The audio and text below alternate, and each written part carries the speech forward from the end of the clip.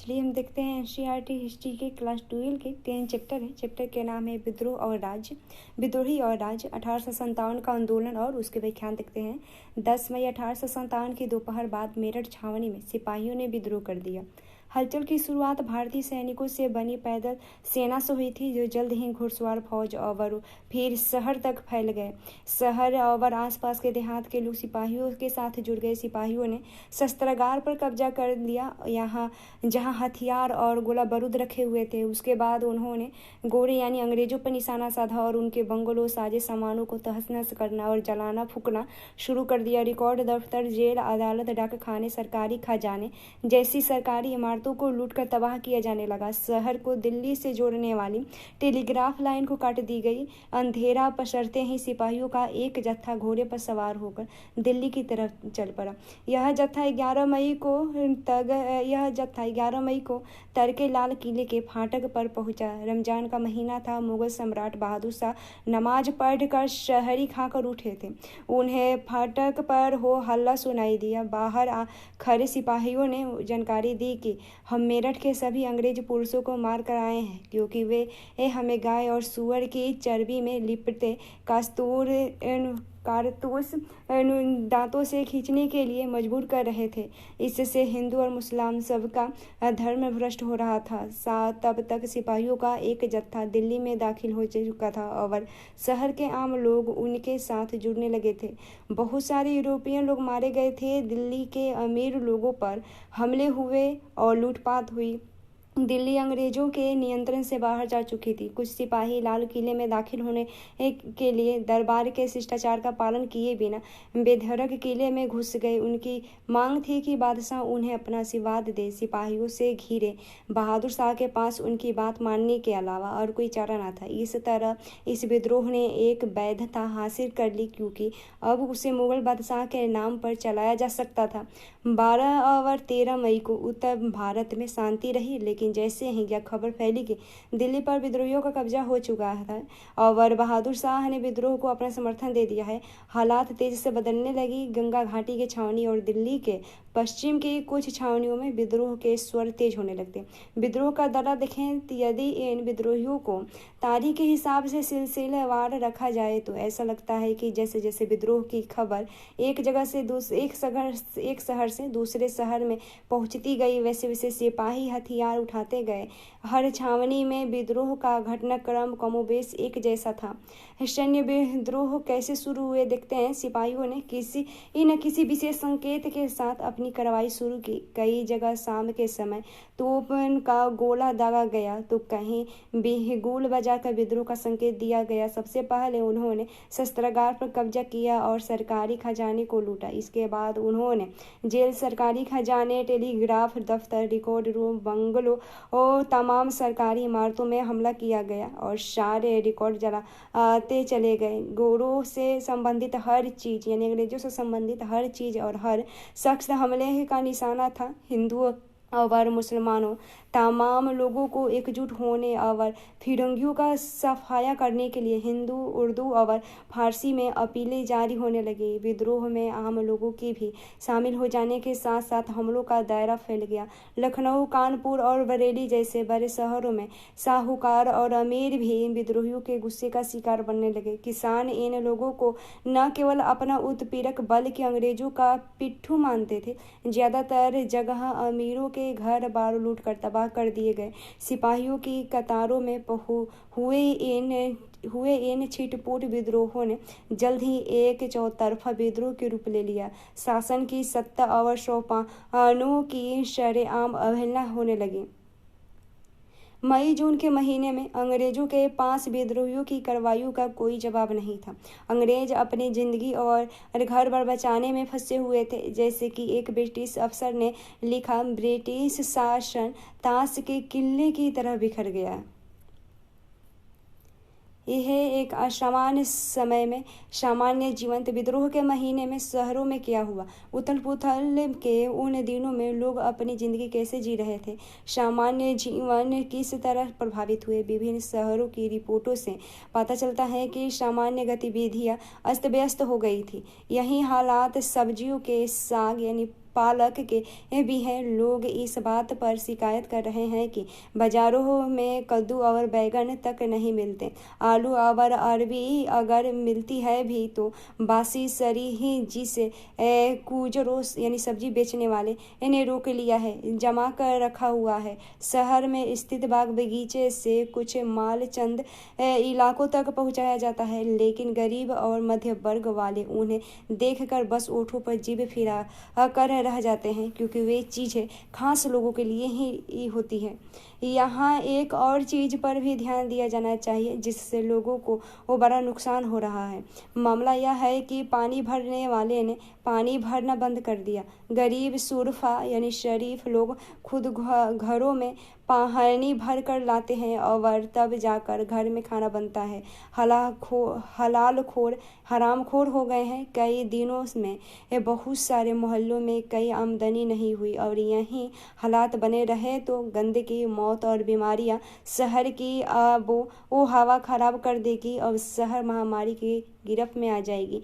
यहाँ तक कि आसपास के इलाके भी उसकी चपेट में आ जाएगी। ये छपा था दिल्ली हिंदू अखबार 14 जून 1857 की एक रिपोर्ट है।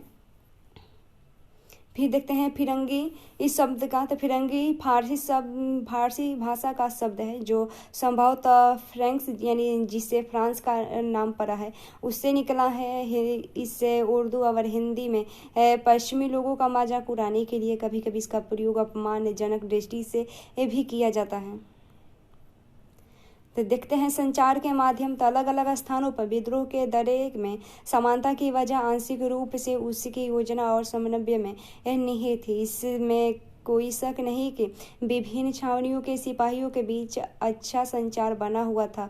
जब सातवीं अवध इरेगुलर कैवेलरी ने मई की शुरुआत में नए कस्तूरों का इस्तेमाल करने से इनकार कर दिया तो उन्हें 48 नेटिव इन्फेंट्री को लिखा कि हमने अपने धर्म की रक्षा के लिए यह फैसला लिया है और 48 नेटिव इन्फेंट्री के हुक्म का इंतजार कर रहे हैं। सिपाही या उनके संदेशवाहक एक जगह से दूसरी जगह जा रहे थे।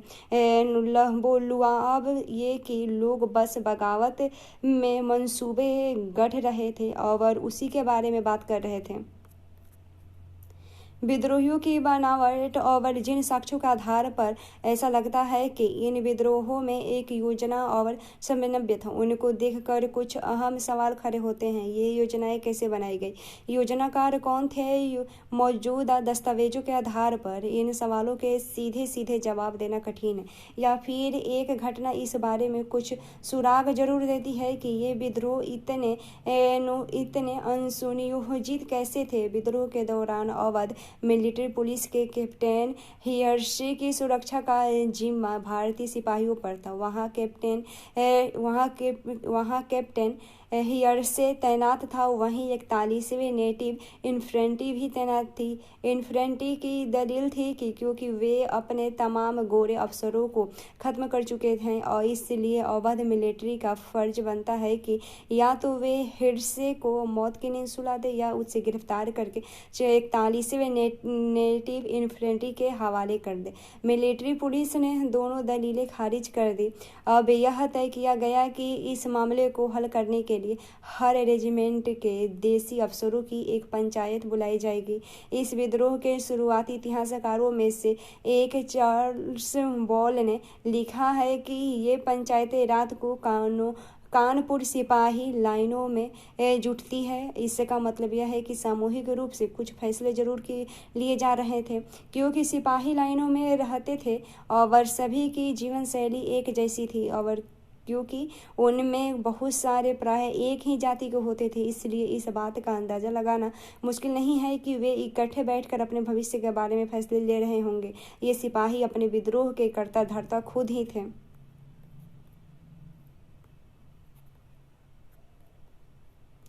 ये एक स्रोत है सिस्टन और तहसीलदार। देखते हैं तो विद्रोह और सैनिक अवज्ञा के संदर्भ में सीतापुर के देसी ईसाई पुलिस इंस्पेक्टर फ्रांसवा सिस्टन का अनुभव हमें बहुत कुछ बताता है। यह मजिस्ट्रेट के पास शिष्टाचार वश मिलने सहारनपुर गया हुआ था। सिस्टन हिंदुस्तानी कपड़े पहने था और आलथी पालथी मार कर बैठा था। इसी बीच बिजनौर का एक मुस्लिम तहसीलदार कमरे में दाखिल हुआ। जब उसे पता चला कि सिस्टन अवध में तैनात है तो उसने पूछा, क्या खबर है अवध की, काम कैसा चल रहा है? सिस्टन ने कहा, अगर हमें अवध में काम मिलता है तो जनाब ए आली को भी पता चल जाएगा।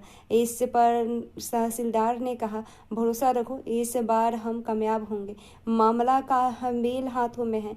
इस काबिल हाथों में है। बाद में पता चला कि यह तहसीलदार बिजनौर के विद्रोहियों का सबसे बड़ा नेता था। फिर देखते हैं नेता और अनुयायी। देखते हैं तो अंग्रेजों से लोहा लेने के लिए नेतृत्व और संगठन जरूरी थे। इन लक्ष्यों को हासिल करने के लिए विद्रोहियों ने कई बार ऐसे लोगों का शरण ली जो अंग्रेजों से पहले नेताओं की भूमिका निभाते थे।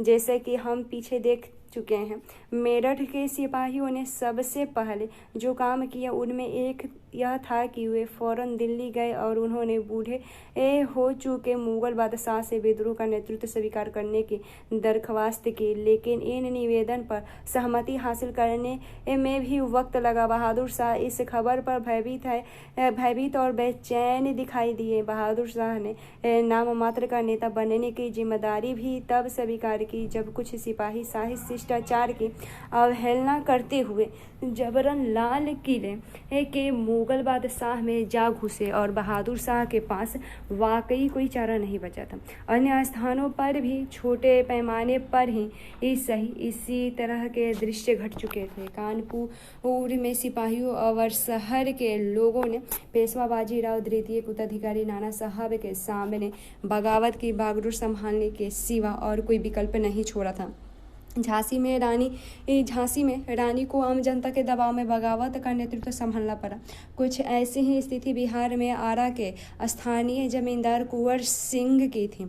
अवध में नवाब वाजिद अली शाह जैसे लोकप्रिय शासक को गद्दी से हटा दिए जाने और उनके राज्य पर कब्जा कर लेने की यादें लोगों के जहन में अभी भी ताज़ा था। लखनऊ में ब्रिटिश राज्य के दहने की खबर पर लोगों ने नवाब के युवा बेटे बिरजीस कद्र को अपना नेता घोषित कर दिया था। सभी जगहों पर नेता दरबारों से जुड़े व्यक्ति रानियां, राजा, नवाब, तालुकदार नहीं थे। अक्सर विद्रोह का संदेश आम पुरुषों एवं महिलाओं के जरिए और कुछ स्थानों पर धार्मिक लोगों के जरिए भी फैल रहा था।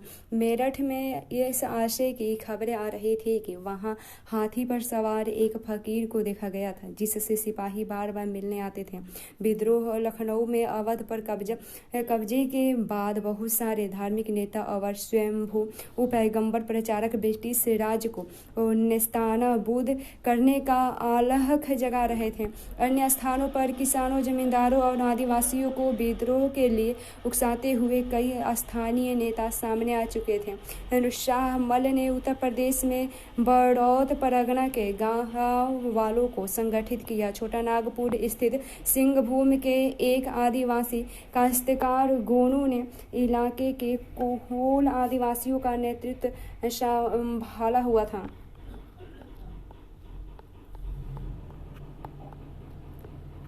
ये है रानी लक्ष्मीबाई, एक प्रचलित चित्र है। और उसके बाद ये है नाना साहब। 1858 के अंत में जब विद्रोह विफल हो गया तो नाना साहब भागकर नेपाल चले गए और उनके भागने की घटना को नाना साहब के साहस और बहादुरी की कहानी का हिस्सा बताया जाता है। ये 1857 के दो विद्रोही के बारे में देखते हैं। शाहमल उत्तर प्रदेश के बड़ौत परगना के एक बड़े गांव के रहने वाले थे। यह एक जाट कुटुंब से संबंध रखते थे जो 84 गांव से फैला हुआ था। इस इलाके की जमीन इन सिंचाई की सुविधाओं से लैस और उपजाऊ थी। यहाँ की मिट्टी का अली नम थी। बहुत सारे ग्रामीण संपन्न थे और लोग ब्रिटिश भू राजस्व व्यवस्था को दमनकारी मानते थे। लगान की दर ज्यादा और वसूली सख्त थी। नतीजा यह था कि किसानों की जमीन बाहरी लोगों के हाथ में जा रही थी। इलाके में आने वाले व्यापारी और महाजन जमीन पर कब्जा कर रहे थे। शाहमल ने 84 देश के मुखियाओं और काश्तकारों को संगठित किया। इसके लिए उन्होंने रात के साये में गांव-गांव जाकर बात की और लोगों को अंग्रेजों के खिलाफ विद्रोह के लिए तैयार किया। बहुत सारे दूसरे स्थानों की तरह यहाँ भी अंग्रेजों के खिलाफ आंदोलन एक व्यापक विद्रोह में तब्दील हो गया। अब विद्रोह उत्पीड़न और अन्याय के तमाम चिन्हों के खिलाफ होने लगा। किसान अपने खेत छोड़कर निकल पड़े और महाजनों और व्यापारियों के घर बार लूटने लगे। बेदखल भूस्वामियों ने छीन चुकी जमीनों पर दोबारा कब्जा कर लिया। शाहमल के आदमियों ने सरकारी इमारतों पर हमला किया। नदी का पुल ध्वस्त कर दिया गया। पक्की सड़कों को खोद डाला और इसकी एक वजह यह थी कि वे सरकारी फौज का रास्ता रोकना चाहते थे। दूसरी वजह यह थी कि पुलों और सड़कों को ब्रिटिश शासन का प्रतीक माना जाता था। उन्होंने दिल्ली में विद्रोह करने वाले सिपाहियों को रसद पहुंचाई और ब्रिटिश हेडक्वार्टर और मेरठ के बीच तमाम सरकारी संचार बंद कर दिया। स्थानीय स्तर पर राजा कहलाने वाले शाहमल ने एक अंग्रेज अफसर के बंगले में डेरा डाला। उन्हें न्याय भवन का नाम दिया और वहीं से झगड़ों और विवादों का फैसला करने लगे। उन्होंने गुप्तचरी का भी हैरत अंगेज नेटवर्क स्थापित कर लिया था। कुछ समय के लिए लोगों को लगा कि फिरंगी राज खत्म हो चुका है और उनका राज आ गया है। जुलाई 1857 के शाहमल को युद्ध में मार दिया गया। फिर मौलवी अहमदुल्ला शाह के बारे में देखते हैं। मौलवी अहमदुल्ला शाह 1857 के विद्रोह में अहम भूमिका निभाने वाले बहुत सारे मौलवियों में से एक थे। हैदराबाद में शिक्षित शाह काफ़ी कम उम्र में ही उपदेशक बन गए थे। 1856 में उन्हें अंग्रेजों के खिलाफ जिहाद का प्रचार करते और लोगों को विद्रोह के लिए तैयार करते हुए गांव-गांव जाते देखा गया था।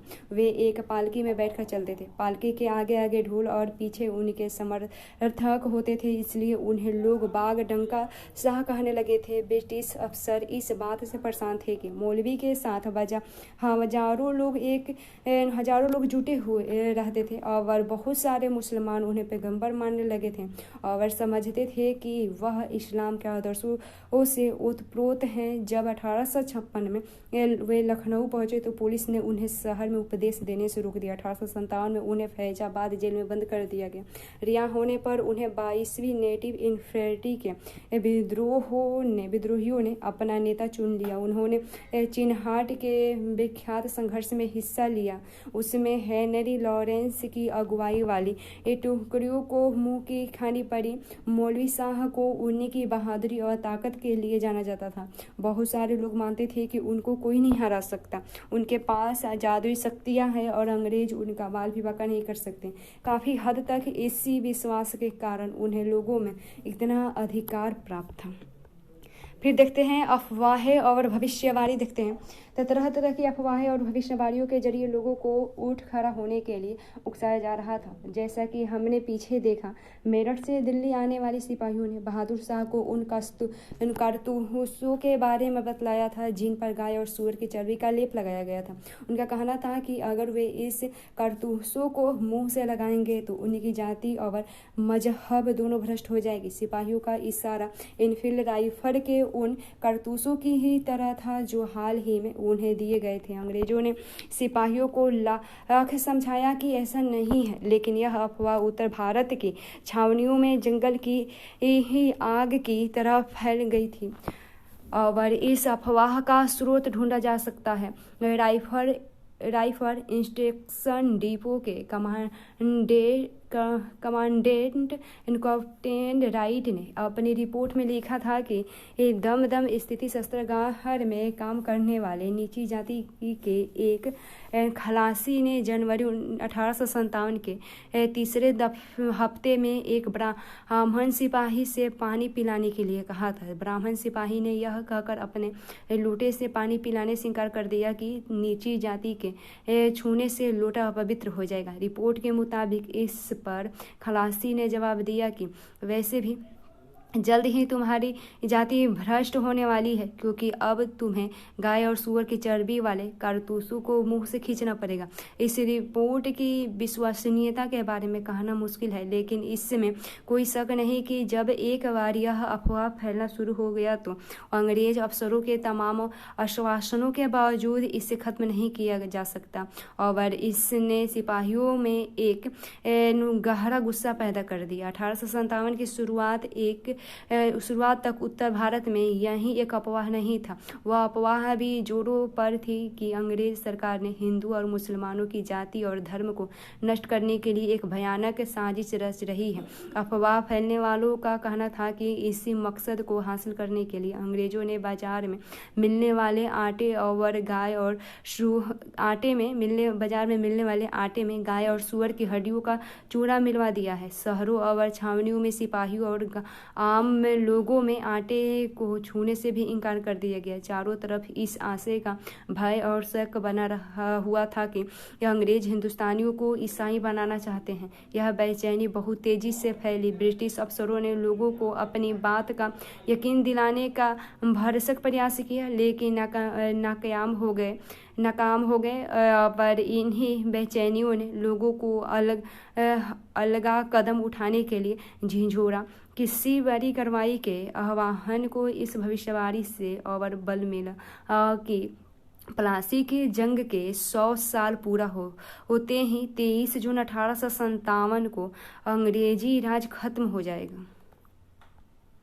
बात सिर्फ अफवाहों तक ही सीमित नहीं थी। उत्तर भारत के विभिन्न भागों में गांव में चपाहतियाँ बंटने की भी रिपोर्ट आ रही थी। बताते हैं कि रात में एक आदमी आकर गांव के चौकीदारी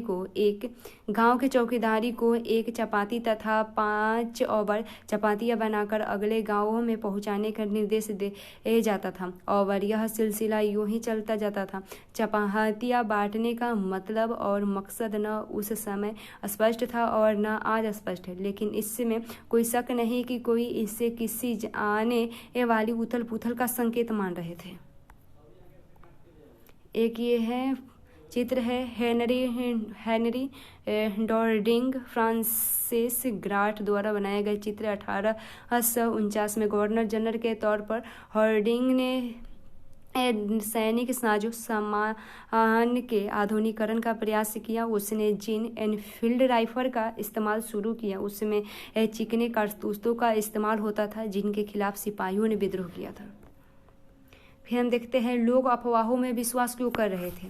इतिहास में अफवाहों और भविष्यवाणियों की ताकत को सिर्फ इस आधार पर नहीं समझा जा सकता कि वे वाकई में सच थी या नहीं। हमें देखना यह भी चाहिए कि जो उन पर यकीन कर रहे थे उनकी मानसिकता के बारे में इनसे क्या पता चलता है। ये अफवाहें और भविष्यवाणियाँ उनके भय, उनकी आशंकाओं, उनके विश्वासों और प्रतिस्पर्धाओं के बारे में क्या बताती है। अफवाह तभी फैलती है जब उसमें लोगों के जहन में गहरे दबे डर और संदेह की अनुगूंज सुनाई देती है। मगर 1857 की इन अफवाहों को 1820 के दशक से अंग्रेजों द्वारा अपनाई जा रही नीतियों के संदर्भ में देखा जाए तो उनका मतलब ज़्यादा आसानी से समझा जा सकता है। जैसे कि आपको मालूम होगा, governor general lord William Bentinck के नेतृत्व में उसी समय से ब्रिटिश सरकार पश्चिमी शिक्षा, पश्चिमी विचारों और पश्चिमी संस्थानों के जरिए भारतीय समाज को सुधारने के लिए खास तरह की नीतियाँ लागू कर रही थी। भारतीय समाज के कुछ तबकों की सहायता से उन्होंने अंग्रेजी माध्यम के स्कूल, कॉलेज और विश्वविद्यालय स्थापित किए थे, जिसमें पश्चिमी विज्ञान और उदार कलाओं और उदार कलाओं के बारे में पढ़ा जाता था। अंग्रेजों ने सती प्रथा को खत्म करने 1829 में और हिंदू विधवा विवाह को वैधता देने के लिए कानून बनाए। शासकीय दुर्बलता और दत्तकर्ता को अवैध घोषित कर देने जैसे बहानों के जरिए अंग्रेजों ने न केवल अवध बल्कि झांसी और सतारा जैसी बहुत सारी दूसरी रियासतों को भी कब्जे में ले लिया था। जैसे ही ऐसी कोई रियासत या इलाका उनके कब्जे में आता था, वहाँ अंग्रेज अपने ढंग की शासन व्यवस्था, अपने कानूनी भूमि विवादों के निपटने की अपनी पद्धति और भू राजस्व वसूली की अपनी व्यवस्था लागू कर देते थे। उत्तर भारत के लोग पर इन पर कार्रवाइयों का गहरा असर हुआ और लोगों का लगता था कि वे अब तक जिन चीज़ों की कद्र करते थे, जिनको पवित्र मानते थे, चाहे राजे रजवाड़े हो, सामाजिक धार्मिक रीति रिवाज हो या भूस्वामित्व लगान अदायगी की प्रणाली हो, उन सबको खत्म करके एक ऐसी व्यवस्था लागू की जा रही थी जो ज़्यादा हृदयहीन, पराई और दमनकारी थी। इस सच को ईसाई प्रचारकों की गतिविधियों से भी बल मिल रहा था। ऐसे अनिश्चित हालात में अफवाहें रातों रात फैलने लगी थी। सन 1857 के विद्रोह के आधार पर विस्तार से पता लगाने के लिए आइए अवध का जरा नज़दीकी से अध्ययन करें। अवध 1857 के एक भव्य नाटक का बड़ा केंद्र देखते हैं। तो अवध के विद्रोह देखते हैं। तो ये गिलास फल एक दिन हमारे ही मुंह में आकर गिरेगा। देखते हैं 1851 में गवर्नर जनरल लॉर्ड डलहौजी ने अवध की रियासत के बारे में कहा था, ये गिलास फल एक दिन हमारे ही मुंह में आकर गिरेगा। 5 साल बाद 1856 में इस रियासत को औपचारिक रूप से ब्रिटिश साम्राज्य का अंग घोषित कर दिया गया। रियासत पर कब्जे का यह सिलसिला जरा लंबा चला। 1801 में अवध में सहायक संधि थोप दी गई। इस संधि में शर्त थी कि नवाब अपनी सेना खत्म कर दे, रियासत में अंग्रेज टुकड़ियों की तैनाती की इजाज़त दे और दरबार में मौजूद ब्रिटिश रेजिडेंट की सलाह पर काम करे। अपनी सैनिक ताकत से वंचित हो जाने के बाद नवाब अपनी रियासत में कानून व्यवस्था बनाए रखने के लिए दिनों दिन अंग्रेजों पर निर्भर हो जा रहा था। अब विद्रोही मुखियाओं और तालुकदारों पर उसका कोई नियंत्रण नहीं था। अवध पर कब्जे में अंग्रेजों की दिलचस्पी बढ़ती जा रही थी। उन्हें लगता था कि वहाँ की जमीन नील और कपास की खेती के लिए मुसीब है और इस इलाके को उत्तरी भारत के एक बड़े बाजार के रूप में विकसित किया जा सकता है। 1850 के दशक की शुरुआत तक वे देश के ज़्यादातर बड़े हिस्सों पर जीत हासिल कर चुके थे। मराठा भूमि, दोआब, कर्नाटक, पंजाब और बंगाल सब अंग्रेजों की झोली में थी। तकरीबन एक सदी पहले बंगाल पर जीत के साथ शुरू हुई क्षेत्रीय विस्तार की यह प्रक्रिया 1856 में अवध के अधिग्रहण के साथ मुकम्मल हो जाने वाली थी। उसके बाद देह से जान जा चुकी थी। देखते हैं तो लॉर्ड डलहौजी द्वारा दिए गए इस अधिग्रहण से तमाम इलाकों और रियासतों में गहरा असंतोष था, लेकिन इतना गुस्सा कहीं नहीं था जैसे उत्तर भारत की शान कहे जाने वाले अवध की रियासत में था, जहाँ के नवाब वाजिद अली शाह को यह कहते हुए गद्दी से हटाकर कलकत्ता निष्कासित कर दिया गया था वह अच्छी शासन नहीं चला रहे थे। ब्रिटिश सरकार ने यह निराधार निष्कर्ष भी निकाल लिया कि वाजिद अली शाह लोकप्रिय नहीं थे, मगर सच यह है कि लोग उन्हें दिल से चाहते थे। जब वे अपने प्यारे लखनऊ में विदा ले रहे थे तो बहुत सारे लोग विलाप करते हुए कानपुर तक उनके पीछे गए थे। नवाब के निष्कासन से पैदा हुए दुख और अपमान के इस व्यापक साहस को उस समय के बहुत सारे प्रेक्षकों ने दर्ज किया। एक ने लिखा था कि देश से जान जा चुकी थी, शहर की काया बेजान थी, कोई सड़क, कोई बाजार और अब घर ऐसा नहीं था जहाँ से जान ए आलम से बिछड़ने पर बिलाप का सुर न गुज रहा था। एक लोकगीत में इस बात पर शोक व्यक्त किया गया था, औरंगजेब बहादुर आइन मुल्क लई लिन्हो। अब भावनात्मक उथल पुथल को भौतिक क्षति के एहसास से और बल मिला। नवाब को हटाए जाने से से दरबार और उसकी संस्कृति भी खत्म हो गई। संगीतकारों, नर्तकों, कवियों, कारीगरों, बावर्चियों, नौकरी, सरकारी कर्मचारियों और बहुत सारे लोगों की रोजी रोटी जा रही थी।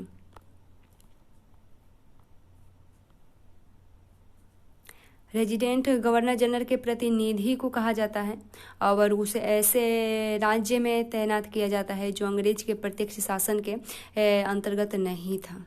सहायक संधि देखें तो सहायक संधि लॉर्ड वेलेस्ली द्वारा 1798 में तैयार की गई एक व्यवस्था थी। अंग्रेजों के साथ यह संधि करने वालों को कुछ शर्तें माननी पड़ती थी। शर्तें था, अंग्रेज अपने सहयोगी की बाहरी और आंतरिक चुनौती से रक्षा करेंगे, और दूसरा था सहयोगी पक्ष के भूक्षेत्र में एक ब्रिटिश सैनिक टुकड़ी तैनात रहेगी और सहयोगी पक्ष को एक टुकड़ी में रख रखाव की व्यवस्था करनी होगी, और सहयोगी पक्ष न तो किसी और शासक के साथ संधि कर सकेगा और न ही अंग्रेजों की अनुमति के बिना किसी युद्ध में हिस्सा लेगा। नवाब शाह जा चुके हैं, देखते हैं इसी में। तो एक और गीत में ऐसे शासक की दुर्दशा पर विलाप किया जा रहा था जिससे मजबूरन अपनी मातृभूमि छोड़नी पड़ी। अभिजात और किसान सब रो रहे थे और सारा आलम रोता चिल्लाता था और हाय जान आलम देश से विदा लेकर परदेश चले गए, ये गीत गा रहे थे। फिर देखते हैं फिरंगी राज का आना और एक दुनिया का खात्मा देखते हैं। तो अवध में विभिन्न प्रकार की पीड़ाओं ने राजकुमारों, तालुकदारों, किसानों और सिपाहियों को एक दूसरे से जोड़ दिया। वे सभी फिरंगी राज के आगमन को विभिन्न अर्थों में एक दुनिया की समाप्ति के रूप में देखने लगे थे। वे चीज़ें बिखर रही थी जो लोगों के लिए बहुमूल्य थी, जिनको वे प्यार करते थे। 1857 के विद्रोह में तमाम भावनाएं और मुद्दे, परंपराओं और निष्ठाएं अभी व्यक्त हो रही थी। बाकी जगहों के मुकाबले अवध में यह विद्रोह एक विदेशी शासन के खिलाफ लोक प्रतिरोध की अभिव्यक्ति बन गया था। अवध के अधिग्रहण में से सिर्फ नवाब की ही गद्दी नहीं छीनी थी, इसने इलाके के तालुकदारों को भी लाचार बना कर दिया था। अवध के समूचे देहात में तालुकदारों की जागीरें और किले बिखरे हुए थे और ये लोग पीढ़ियों से अपने इलाके में जमीन और सत्ता पर नियंत्रण रखते आए थे। अंग्रेजों के आने से पहले तालुकदारों के पास हथियार बंद सिपाही होते थे, उनके अपने किले थे। अगर वे नवाब की संप्रभुता को स्वीकार कर ले और अपने तालुकदार का राजस्व चुकाते रहे तो उनके पास काफ़ी स्वायत्तता भी होती थी। कुछ बड़े तालुकदारों के पास तो 12,000 तक पैदल सिपाही होते थे। छोटे मोटे तालुकदारों के पास 200 सिपाहियों की टुकड़ी तो होती ही थी। अंग्रेज इन तालुकदारों की सत्ता को बर्खास्त करने के लिए कतई तैयार नहीं थे। अधिग्रहण के फौरन बाद तालुकदारों की सेनाएं भंग कर दी गई, उनके दुर्ग ध्वस्त कर दिए गए। ब्रिटिश भू राजस्व नीति ने तालुकदारों की हैसियत और सत्ता को और चोट पहुंचाई। अधिग्रहण के बाद 1856 में एक मुफ्त बंदोबस्त के नाम से ब्रिटिश भू राजस्व व्यवस्था लागू कर दी गई। यह बंदोबस्त इस मान्यता पर आधारित थी कि तालुकदार बिचौली थे जिनके पास जमीन का मालिकाना नहीं था। उन्होंने बल और धोखाधड़ी के जरिए अपना प्रभुत्व स्थापित किया हुआ था और एक मुफ्त बंदोबस्त में तालुकदारों को उनकी जमीनों से बेदखल किया जाने लगा। आंकड़ों से पता चलता है कि अंग्रेजों के आने से पहले तालुकदारों के पास अवध के 67% गाँवें थे और एक मुफ्त बंदोबस्त के लागू होने के बाद यह संख्या घटकर 38% रह गई। दक्षिण अवध के तालुकदारों को सबसे बुरी मार पड़ी। कुछ के तो आधे से ज़्यादा गांव हाथ से जाते रहे और ब्रिटिश भू राजस्व अधिकारियों का मानना था कि तालुकदारों को हटाकर वे जमीन असली मालिकों के हाथ में सौंप देंगे, जिससे किसानों के शोषण में कमी आएगी और राजस्व वसूली में इजाफा होगा। वास्तव में ऐसा नहीं हुआ। भू राजस्व वसूली में तो इजाफा हुआ लेकिन किसानों के बोझ में कमी नहीं आई। अधिकारियों को जल्द ही समझ में आने लगा कि अवध के बहुत सारे इलाके का मूल्य निर्धारण बहुत बढ़ा चढ़ाकर किया गया था। कुछ स्थानों पर तो राजस्व मांग में 30 से 40% तक इजाफा हो गया था। यानी न तो तालुकदारों के पास और न ही काश्तकारों के पास इस अधिग्रहण पर खुशी जताने का कोई कारण था। तालुकदारों की सत्ता छीनने का नतीजा यह हुआ कि एक पूरी सामाजिक व्यवस्था भंग हो गई।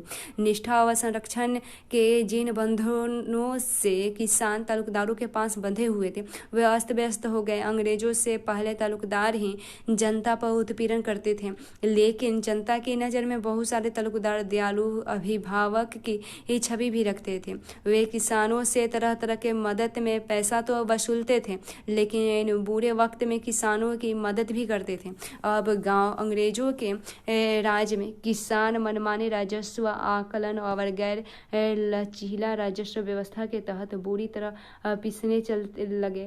और इस बात की कोई गारंटी नहीं थी कि कठिन वक्त में या फसल खराब हो जाने पर सरकार राजस्व मांग में कोई कमी करेगी या वसूली की कुछ समय के लिए टाल दी जाएगी।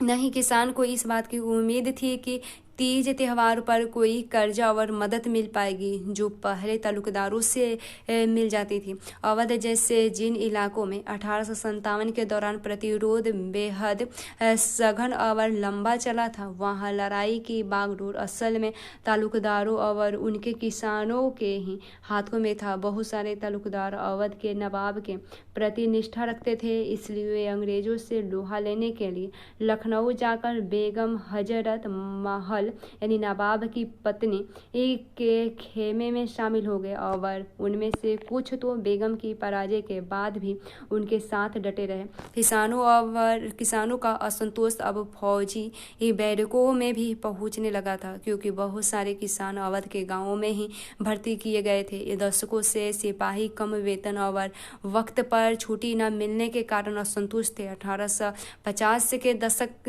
तक आते आते उनके असंतोष के कई नए कारण पैदा हो चुके थे। 1857 के जन विद्रोह से पहले के सालों में सिपाहियों के अपने गोरे अफसरों के साथ रिश्ते काफ़ी बदल चुके थे। 1820 के दशक में अंग्रेज अफसर सिपाहियों के साथ दोस्ताना ताल्लुक रखने पर खासा जोर देते थे और वे उन्हीं की मौज मस्ती में शामिल होते थे। उनके साथ मल्ल युद्ध करते थे, उनके साथ तलवारबाजी करते थे और उनके साथ शिकार पर जाते थे। उनमें से बहुत सारे तो बखूबी हिंदुस्तानी बोलना जानते थे और यहाँ के रीति रिवाजों और संस्कृतियों में वाकिफ थे और उनमें अफसर की ही लड़क और अभिभावक का स्नेह दोनों नहीं था। 1840 के दशक में स्थिति बदलने लगी। अफसरों ने श्रेष्ठता का भाव पैदा होने लगा और वे सिपाहियों को कमतर नस्ल का मानने लगे। वे उन्हीं की भावनाओं की जरा सी भी फिक्र नहीं करते थे। गाली गलौज और शारीरिक हिंसा सामान्य बात बन गई। सिपाहियों और अफसरों के बीच फासला बढ़ता गया। भरोसे की ही जगह संदेह ने ले लिया और चिकनाई युक्त कस्तूरों की घटना इसका एक बढ़िया उदाहरण थी। यह भी याद रखना महत्वपूर्ण है कि उत्तर भारत में सिपाहियों और ग्रामीण जगह के बीच गहरे संबंध थे। बंगाल आर्मी के सिपाहियों में से बहुत सारे अवध के पूर्वी उत्तर प्रदेश के गांवों से भर्ती होकर आए थे। उनमें से बहुत सारे ब्राह्मण या ऊंची जाति के थे, बल्कि अवध को तो बंगाल आर्मी की पौधशाला कहा जाता था। सिपाहियों के परिवार अपने इर्द गिर्द जिन बदलावों को देखकर रह रहे थे और उन्हें जो खतरे दिखाई दे रहे थे वे जल्द ही इन सिपाही लाइनों में भी दिखाई देने लगे। दूसरी ओर कारतूसों के बारे में सिपाहियों का भय, छुट्टियों के बारे में उनकी शिकायतें, बढ़ते दुर्व्यवहार और नस्ली गाली गलौज के प्रति बढ़ता असंतोष गांवों में भी प्रतिबिंबित होने लगा। सिपाहियों और ग्रामीण जगत के बीच मौजूद इन संबंधों से जन विद्रोह के रूप रंग पर गहरा असर पड़ा। जब सिपाही अपने अफसरों की अवज्ञा करते थे और हथियार उठाते थे तो फौरन ही गांव में उनके भाई बिरादर भी उनके साथ आ जुटते थे। हर कहीं किसान शहरों में पहुंचकर सिपाहियों और शहर के आम लोगों के साथ जुड़कर विद्रोह के समूह कृत्य में शामिल हो रहे थे। एक चित्र है यूरोपियन किस्म की वर्दी पहनने वाले के सिपाही। यहाँ कलाकार सिपाहियों की वर्दी का मजाक उड़ा रहा है और इस तस्वीर के जरिए शायद यह जताने का प्रयास किया जा रहा है कि पश्चिम पोशाक पहनकर भी हिंदुस्तानी सुंदर नहीं दिख रहे हैं। फिर देखते हैं एक तालुकदार की सोच देखते हैं। तालुकदार के रवैया को रायबरेली के पास स्थित कलाहंगर के राजा हनुमंत सिंह ने सबसे अच्छी तरह व्यक्त किया था। विद्रोह के दौरान हनुमंत सिंह ने एक अंग्रेज अफसर को पनाह दी और उसे सुरक्षित स्थान तक पहुंचाया था। उस अफसर से आखिरी मुलाकात में हनुमंत सिंह ने कहा कि साहब, आपके मुल्क के लोग हमारे देश में आए और उन्होंने हमारे राजाओं को खदेड़ दिया। आप अफसरों को भेजकर जिले जिले में जागीरे के मालिकाने की जांच करवाते हैं। एक ही झटके में आपने मेरे पुरखों की जमीन मुझसे छीन ली। मैं चुप रहा। फिर अचानक आपका बुरा वक्त शुरू हो गया। यहाँ के लोग आपके खिलाफ उठ खड़े हुए। तब आप मेरे पास आए, जिससे आपने बर्बाद किया था। मैंने आपकी जान बचाई है, लेकिन अब मैं अपने सिपाहियों को लेकर लखनऊ जा रहा हूँ ताकि आपको देश से खदेड़ सकूं। एक तस्वीर है अवध का एक जमींदार 1880 का।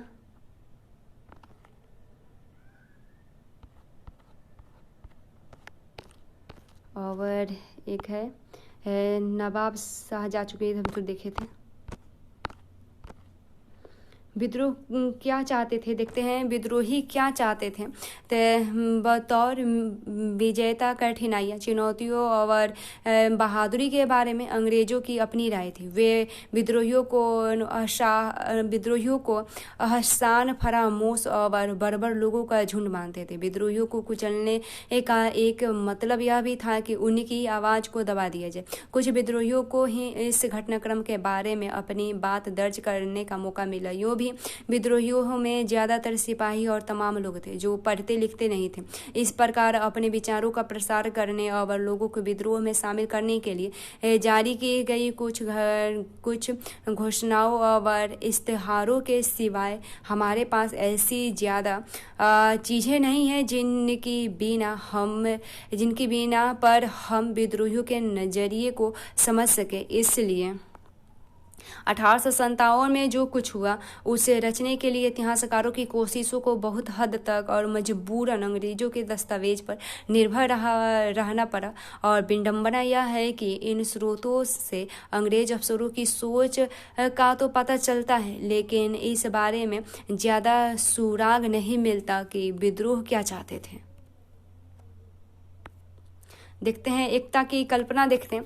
1857 में विद्रोहियों द्वारा जारी की गई घोषणाओं में जाति और धर्म का भेद किया गया। 1857 के विद्रोह द्वारा जारी की गई घोषणा पत्र में जाति और धर्म का भेद किए बिना समाज के सभी तबकों का आह्वान किया गया था। बहुत सारी घोषणाएं मुस्लिम राजकुमारों या नवाबों की तरफ से या उनमें नाम पर जारी की गई थी, परंतु उनमें भी हिंदुओं की भावनाओं का ख्याल रखा जाता था। इन विद्रोहों को एक ऐसे युद्ध के रूप में पेश किया जा रहा था जिसमें हिंदुओं और मुसलमानों दोनों एक नफा नुकसान बराबर था।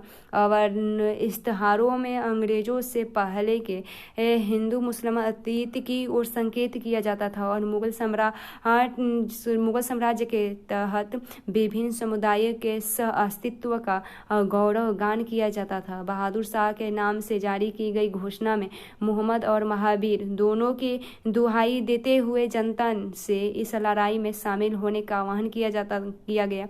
दिलचस्प बात यह है कि आंदोलन में हिंदू और मुसलमानों के बीच कई पैदा करने वाले अंग्रेजों द्वारा की गई कोशिशों के बावजूद ऐसा कोई फर्क नहीं दिखाई दिया। अंग्रेज शासन ने दिसंबर 1857 में पश्चिमी उत्तर प्रदेश स्थित बरेली और हिंदुओं के मुसलमानों के खिलाफ भड़काने के लिए 50,000 रुपये खर्च किए। उनके यह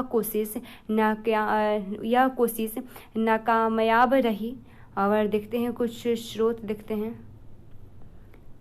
आजमगढ़ घोषणा 25 अगस्त 1857। देखते हैं विद्रोह क्या चाहते हैं, इसके बारे में हमारी जानकारी का यह एक मुख्य स्रोत है। तो यह सर्वविदित है कि इस युद्ध में हिंदुस्तान के लोग हिंदू और मुसलमान दोनों ही अधर्मी और षड्यंत्रकारी अंग्रेजों की निरंकुशता और उत्पीड़न से त्रस्त है। इसलिए देश के सभी धनवान लोगों को, खासतौर से जिनका मुस्लिम शाही परिवारों से ताल्लुक रहा है और जिन्हें लोगों का धर्म रक्षक और स्वामी माना जाता है, अपने जीवन और संपत्ति को जनता के कुशल क्षेम के लिए होम कर देना चाहिए। अपने धर्म की रक्षा के लिए अर्सा पहले अपने घर बार छोड़ चुके और भारत से अंग्रेजों को उखाड़ फेंकने के लिए पूरा जोर लगा रहे बहुत सारे हिंदू और मुसलमान मुखिया मेरे पास आए और उन्होंने इस भारतीय धर्म युद्ध में हिस्सा लिया। मुझे पूरी उम्मीद है कि जल्द ही मुझे पश्चिम से भी मदद मिलेगी। इसलिए जनता की जानकारी के लिए कई भागों का यह दस्तहार जारी किया जा रहा है। यह सबका दायित्व है कि इसको गौर से पढ़े और इसका पालन करें। यह साझा उद्देश्य में जो लोग अपना योगदान देना चाहते हैं लेकिन जिनके पास अपनी सेवाएं लेने के लिए साधन नहीं है, उन्हें मेरी तरफ से दैनिक भोजन दिया जाएगा। और सबको मालूम हो कि हिंदू और मुस्लिम दोनों तरह के ग्रामीण ग्रंथों में चमत्कार करने वालों के लेखन और भविष्यकर्ताओं में, पंडितों की गणनाओं में, सब में यह सहमति दिखाई देती है कि अब भारत में या कहीं भी अंग्रेजों के पैर टिक नहीं पाएंगे और इसलिए यह सबका फर्ज है कि वे अंग्रेजों का वर्चस्व बने रहने की सारी उम्मीद छोड़ दे, मेरा साथ दे और साझे हित में काम करते हुए अपने व्यक्तिगत परिश्रम से बादशाही सम्मान के हकदार बने और अपने अपने लक्ष्य प्राप्त करें। अन्यथा अगर यह स्वर्ण अवसर हमारे साथ से चला गया तो हमें अपनी इस मूर्खता पर पश्चाताप करना पड़ेगा। फिर स्रोत हैं, भाग 2 है स्रोतों में से जमींदारों के बारे में। जाहिर है कि जमींदारी बंदोबस्त तय करने में अंग्रेजी सरकार ने बेहिसाब जमा यानी भू राजस्व थोप दिया और कई जमींदारों को बेइज्जत और बर्बरा किया गया और बकाया लगान की वजह से उनकी जागीरें नीलाम कर दी गई। हद तो यह है कि एक आम रैयत किसी जानना नौकर या किसी गुलाम की ओर से दाखिल किए गए मुकदमे पर भी बाइज्जत जमींदारों को अदालत में घसीटा जा रहा है, गिरफ्तार किया जा रहा है, कैद खाने में डाला जा रहा है और बेइज्जत किया जा रहा है। जमींदारों के बारे में दायर किए गए मुकदमे में भारी खर्चे की स्टैंप और दीवानी अदालतों के गैर जरूरी खर्चों का मकसद प्रतिवादियों की दरिद्र करना रहा है और जमींदारों के खजाने को स्कूलों, अस्पतालों, सड़कों आदि के लिए चंदे के नाम पर हर साल खाली किया जा रहा है। इस तरह की वसूलियों के लिए बादशाही सरकार में कोई जगह नहीं होगी और जमा हल्का रहेगा। जमींदारों के हित की रक्षा की जाएगी और हर जमींदारों की अपनी जमींदारी में अपने ढंग से शासन करने का अधिकार होगा। अब भाग 2 आगे देखेंगे अगला चैप्टर में।